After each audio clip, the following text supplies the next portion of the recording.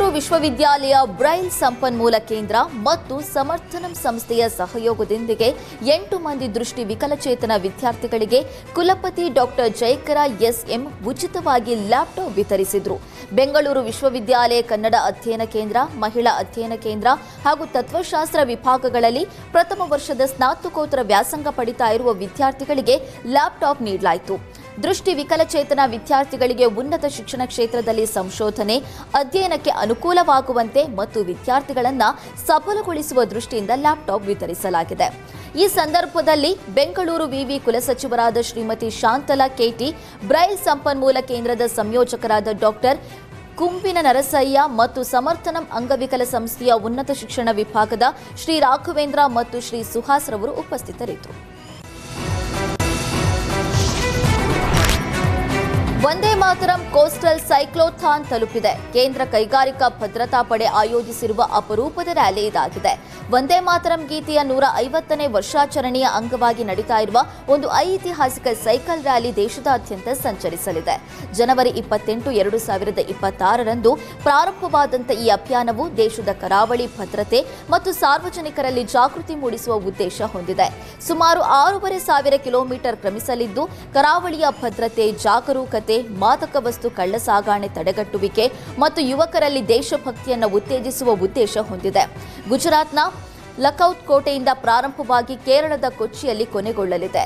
ಕರ್ನಾಟಕದಲ್ಲಿ ಈ ರ್ಯಾಲಿಯು ಕಾರವಾರ, ಮುರುಡೇಶ್ವರ, ಶಿರೂರು, ಕುಂದಾಪುರ, ಬ್ರಹ್ಮಾವರ, ಉಡುಪಿ, ಕಾಪು ಮತ್ತು ಹೆಜ್ಜಮಾಡಿ ಮೂಲಕ ಸಂಚರಿಸಲಿದೆ. ಇದೀಗ ಬ್ರಹ್ಮಾವರ ತಲುಪಿರುವ ರ್ಯಾಲಿ ಸ್ಥಳೀಯರೊಂದಿಗೆ ಸಂವಾದ ನಡೆಸಿದೆ. ಸಿಐಎಸ್ಎಫ್ ಸಿಬ್ಬಂದಿ, ಕರಾವಳಿ ಸಮುದಾಯಗಳು, ಮೀನುಗಾರರು, ವಿದ್ಯಾರ್ಥಿಗಳು ಮತ್ತು ನಾಗರಿಕರು ಈ ಕಾರ್ಯಕ್ರಮದಲ್ಲಿ ಸಕ್ರಿಯವಾಗಿ ಪಾಲ್ಗೊಳ್ಳುತ್ತಿದ್ದಾರೆ.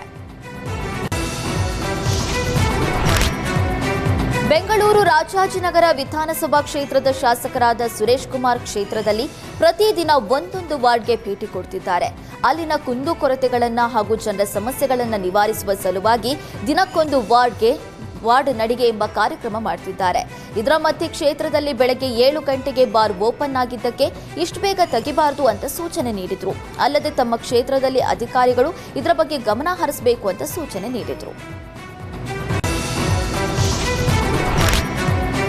ಬೆಂಗಳೂರು ಉತ್ತರ ನಗರ ಪಾಲಿಕೆಯ ವ್ಯಾಪ್ತಿಯಲ್ಲಿರುವ ಮೇಡಿ ಅಗ್ರಹಾರದಲ್ಲಿ ಬೀದಿ ನಾಯಿಗಳ ಸಂತಾನ ನಿಯಂತ್ರಣ ಶಸ್ತ್ರಚಿಕಿತ್ಸೆ ಮಾಡಲಾಗಿದೆ. ಸರ್ಕಾರದ ಮಾರ್ಗಸೂಚಿ ಹಾಗೂ ಪ್ರಾಣಿ ಕಲ್ಯಾಣ ಸಂಬಂಧಿಸಿದ ನಿಯಮಾವಳಿಗಳಂತೆ ವೈಜ್ಞಾನಿಕ ವಿಧಾನದಲ್ಲಿ ನಡೆಸಲಾಗುತ್ತಿದೆ. ಜನವರಿ ತಿಂಗಳಲ್ಲಿ ನಗರ ಪಾಲಿಕೆ ವ್ಯಾಪ್ತಿಯ 461 ಬೀದಿ ನಾಯಿಗಳಿಗೆ ಸಂತಾನಹರಣ ಶಸ್ತ್ರಚಿಕಿತ್ಸೆ ನಡೆಸಲಾಗಿದೆ ಅಂತ ನಗರ ಪಾಲಿಕೆಯ ಆಯುಕ್ತ ಪೊಮ್ಮಲ ಸುನಿಲ್ ಕುಮಾರ್ ತಿಳಿಸಿದ್ದಾರೆ.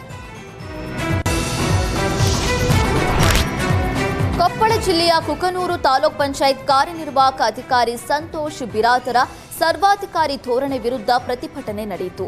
ಎಸ್ಸಿ/ಎಸ್ಟಿ ಗುತ್ತಿಗೆದಾರರು ಪ್ರೊಟೆಸ್ಟ್ ಮಾಡಿದ್ರು.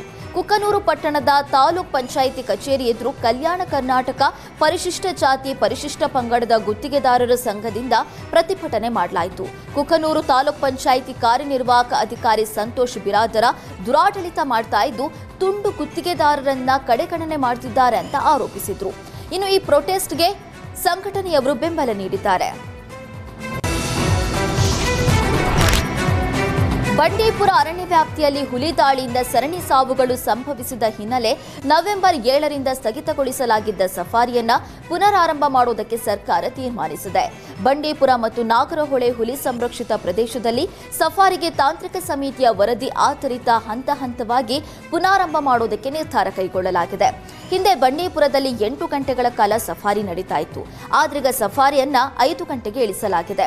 ಅದೇ ರೀತಿ ಸುಂಕದಕಟ್ಟೆಯಲ್ಲಿ 6 ಗಂಟೆ ಸಫಾರಿಗೆ ಅನುಮತಿಯನ್ನ ನೀಡಲಾಗಿದೆ. ಇನ್ನು ನಾಗರಹೊಳೆಯಲ್ಲಿ 4 ಗಂಟೆಗಳ ಕಾಲ ಮಾತ್ರ ಸಫಾರಿಗೆ ಮೊದಲ ಹಂತದಲ್ಲಿ ಅನುಮತಿ ಸಿಕ್ಕಿದೆ ಅಂತ ಅರಣ್ಯ ಇಲಾಖೆ ಸಚಿವ ಈಶ್ವರ್ ಖಂಡ್ರೆ ಹೇಳಿದ್ದಾರೆ.